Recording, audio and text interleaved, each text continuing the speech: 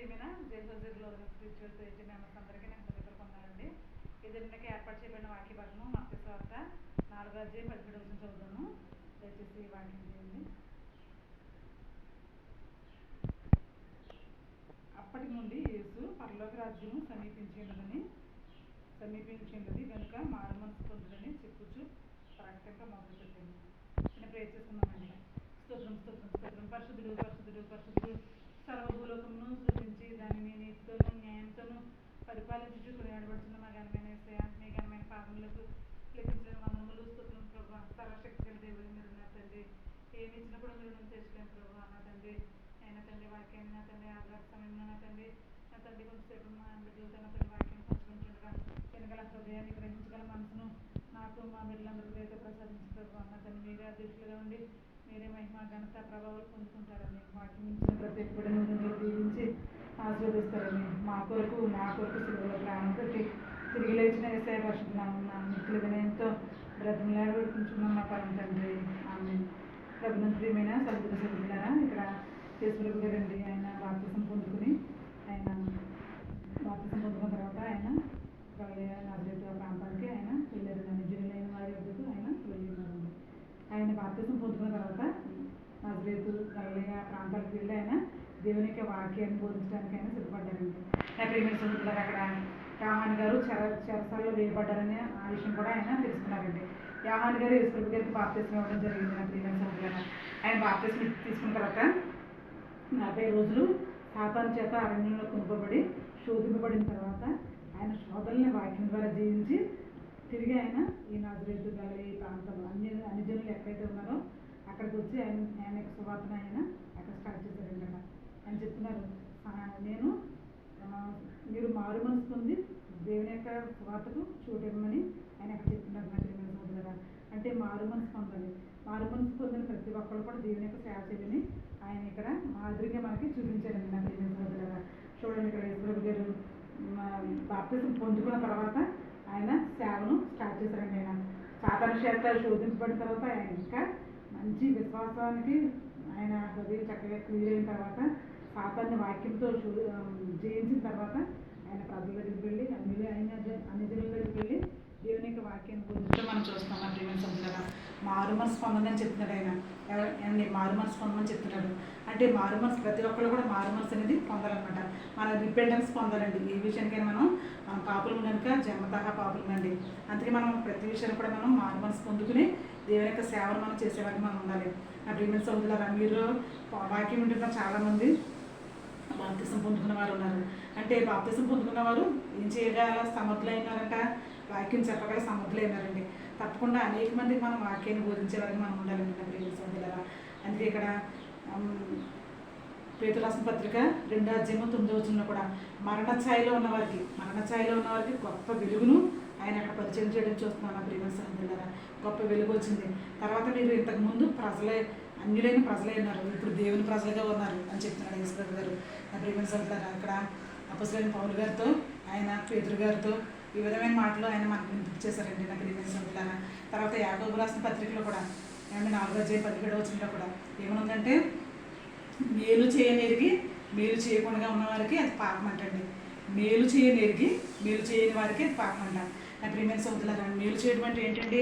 నరకంలో నశించిపోతున్న వారు చాలామంది అన్యులైన వారు ఇంకా విగ్రహాలను బాగా భయంకరంగా పెరిగిపోతుందండి. మనం ఏ విధంగా అయితే దేవుడిని, మన సత్యమైన దేవుడిని ఏ విధంగా అయితే ఆరాధిస్తున్నామో వాళ్ళు కూడా మన యొక్క ఆరాధన కార్యక్రమాన్ని వాళ్ళు కాపీ చేసి ఎంత భయంకరంగా వాళ్ళు చేస్తున్నారండి.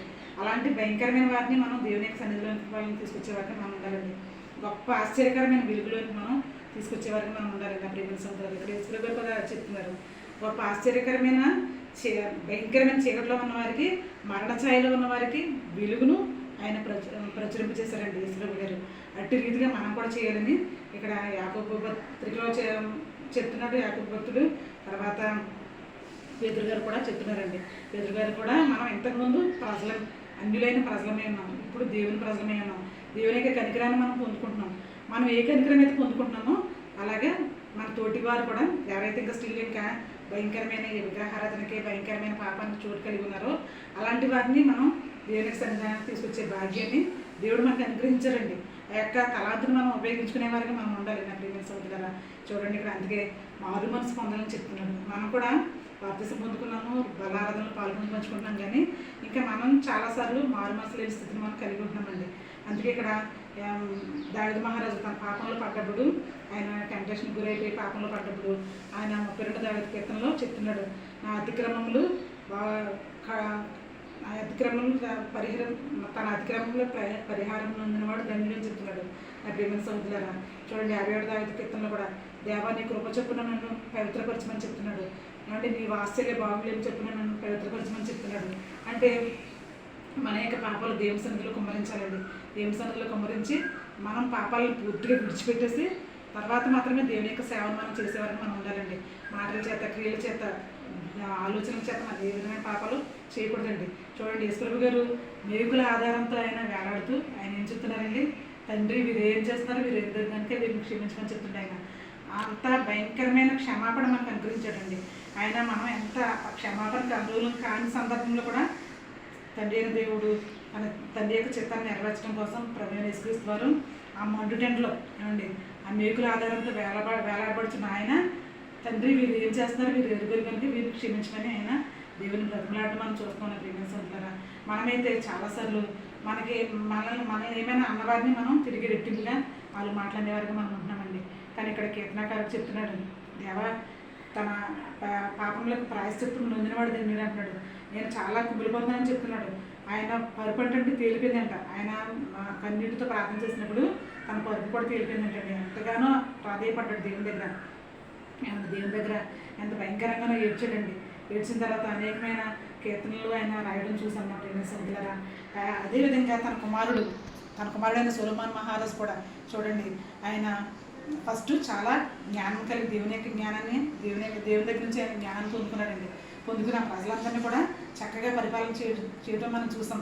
తర్వాత ఎంతో ఆ యొక్క జ్ఞానాన్ని బట్టి ప్రపంచంలో ఉన్న అన్ని దేశాల వారు ఆయన యొక్క జ్ఞానాన్ని ప్రశంసించి ఆయనకు అనేకమైన కానుకలు బహుమతులు ఇచ్చారండి. కానీ తన యొక్క వివాహం చేసుకున్న ఆ యొక్క భార్యల వలన ఏమంటే ఆయన పాపంలో తిరిగి పడిపోవడం మనం చూసాం.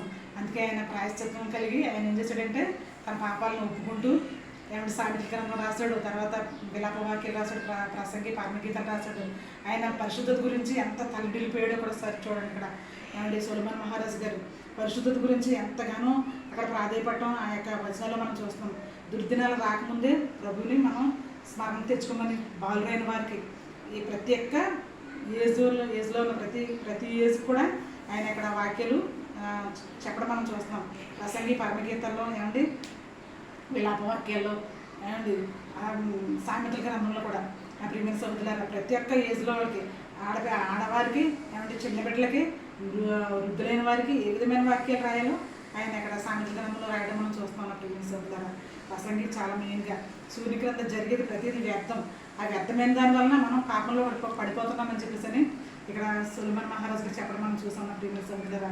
అందుకే బాప్తిసం పొందుకున్న మనం ఈ రోజు నుంచి మనం ఏం చేయాలంటే కట్టిక చీకటిలో ఉన్న వారికి ఆశ్చర్యకరమైన వెలుగులోని కూడా ప్రవేశపెట్టాలంటే తప్పకుండా మనం వాక్యం చెప్పేవారికి మనం ఉండాలండి. యేసుప్రభు గారు వెంటనే ఏమండి బాప్తిసం పొందుకున్న తర్వాత సాతాను చేత శోధింపబడిన తర్వాత ఆయన ఇంకా రెట్టింపు శక్తిని దేవుని యొక్క సహాయాన్ని పొందుకుని నిజమైన దేవుని కుమారుడిగా ఆయన సువార్తను ప్రకటించడం మనం చూసాం నా ప్రియమైన సోదరులారా. చీకట్లో ఉన్న వారికి వచ్చి ఆయన మారు మనసు పొందని ఆయన ఖండితంగా చెప్పారండి. ఏమన్నా ప్రియమైన సోదరులారా ఆ విధంగా మనం తప్పకుండా అందుకే యాకోబు పత్రికలో ఏం చెప్తున్నాడు, మేలు చేయని ఎరిగి చేయకుండా ఉంటే అది చాలా పాపం అంటండి. అందుకే మనం దేవునికి సన్నిధానానికి మనం తరచు వెళ్తున్నాం, నిత్యం వెళ్తున్నాం, ప్రతి ఆదివారం చక్కగా వెళ్తున్నామండి, మిడ్ వీక్స్లో చక్కగా వెళ్తున్నాం, దేవుని యొక్క వాక్యాన్ని వింటున్నాం, ప్రభు బలలో మనం పాల్గొని పంచుకుంటున్నాం. కానీ అనేక మందిని మనం ఇంకా వాళ్ళలో పాపంలో అలా జరుగుతుంటే అలా మనం చూస్తూనే ఉంటున్నామండి.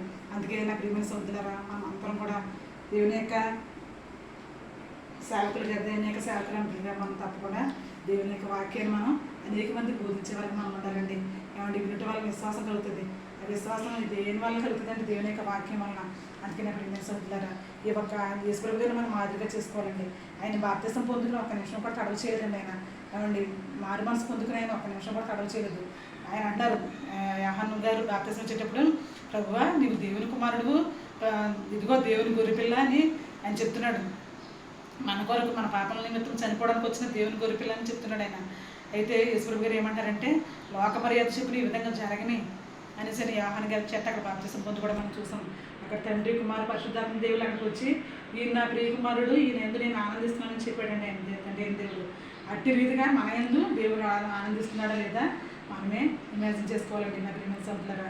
అందుకే మనం ఏం చేయాలంటే మేలు చేయలేరిగి చేయకపోతే అది పాపమని దేవుడు చెప్తున్నాడు ఇక్కడ యాకోబు భక్తుల ద్వారా. అందుకే మనం తప్పకుండా ఏం చేయాలంటే దావీదు మహారాజు ఏ విధంగా తన యొక్క పాపాలకి ఎంత పశ్చాత్తపడి తన పాపాలు ఒప్పుకుని ఎంత చక్కగా కీర్తన గ్రంథాలు కీర్తన అధ్యాయాలు రాశాడు ఆయన. ఆ విధంగా మనం అనేక మందిని మనం రక్షించే వరకు మనం ఉంటామండి. ఈ రోజు నుంచి నా ప్రియమైన సోదరుల నేను వాక్యాన్ని ముగించిపోతున్నాను. తప్పకుండా మనం ఏం చేయాలంటే మన ఇరుగు పొరుగు వారిని, ఇంకా స్త్రీలకి పాపంలో నడిగిపోతున్న వారిని, మనతో పాటు ఉద్యోగం చేస్తున్న వారిని, లేదా మనతో పాటు ప్రయాణం చేస్తున్న వారిని, తర్వాత మన చుట్టూ నివసిస్తున్న వారు, ఇంకెవరైతే పాపంలో నిలిచున్నారో వారిని మనం దేవుని యొక్క వాక్యాన్ని బోధించి ఆయన యొక్క దయను, ఆయన యొక్క కృపను వాళ్ళకి పరిచయం చేసేవారికి మనం ఉండాలండి. ఆయన యొక్క శక్తిని పరిచయం చేసేవారికి ఉండాలి. లాస్ట్ వీక్ మనం చెప్పుకున్నాం, ఆయన మీరు కలవరపడదని చెప్పాడు దేవుడు. ఏమండి నిబ్బరం కలిగి ధైర్యంగా ఉండమన్నాడు. పరిశుద్ధాత్మ శక్తిని మన మీద ఆయన ఊది ఉన్నాడండి. అంటే దట్ మీన్స్ ఏంటంటే మనం ఎప్పుడైతే బాప్తిసం పొందుకున్నామో అప్పుడు మనం దేవుని శక్తిని కలిగి ఉన్నామండి. ఎప్పుడైతే ప్రభు బలులో పాల్గొని పంచుకున్నామో అప్పుడు మనం దేవుని శక్తిని కలిగి ఉన్నాం. అందుకే మనం తప్పకుండా ఏం చేయాలంటే పట్టు విడుగా విశ్వాసంతో ప్రార్థించుకుంటూ ఏమండి తప్పకుండా మనం అనేక మందిని రక్షించే వరకు మనం ఉండాలండి.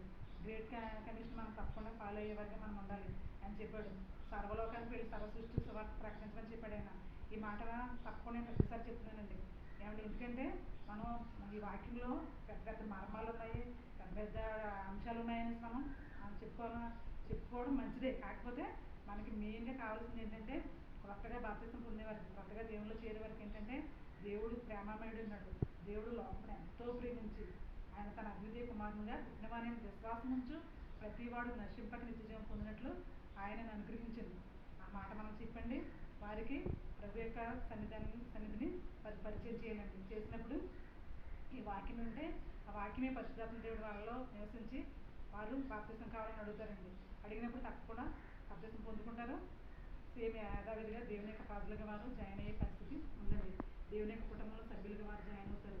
అప్పుడు మనల్ని దేవుడు ఏమంటాడంటే నా తండ్రి చేత ఆశీర్వదించబడిన వాళ్ళగా రండి, భూమి పుట్టినది మొదలుకొని ఏమండి ఈ యొక్క పరలోక రాజ్య భాగ్యాన్ని మీకు సిద్ధపాటు చేసి ఉంచాను రండి, స్వతంత్రించుకోండి అని చెప్పేసి దేవుడు మనల్ని పిలుస్తారండి. అందుకే నాకు దేవుని దేవుని పిలుపు తగినట్లు మనం ప్రార్థిద్దాం. తప్పకుండా భారం కలిగి దేవుని యొక్క వాక్యాన్ని, దేవుని యొక్క మాటలు అన్నింటినీ చెప్తామండి. ఏమైనా రక్షించుకోతున్న వారిని ఆశ్చర్యకరమైన వెలుగులోనికి దేవుని యొక్క పరలోక రాజ్య భాగ్యాన్ని వారికి కలిగించే విధంగా దేవుడు పరిశుద్ధాత్మ దేవుడు మన అందరినీ దీవించి ఆస్వాదించిన గాక. ఆమేన్.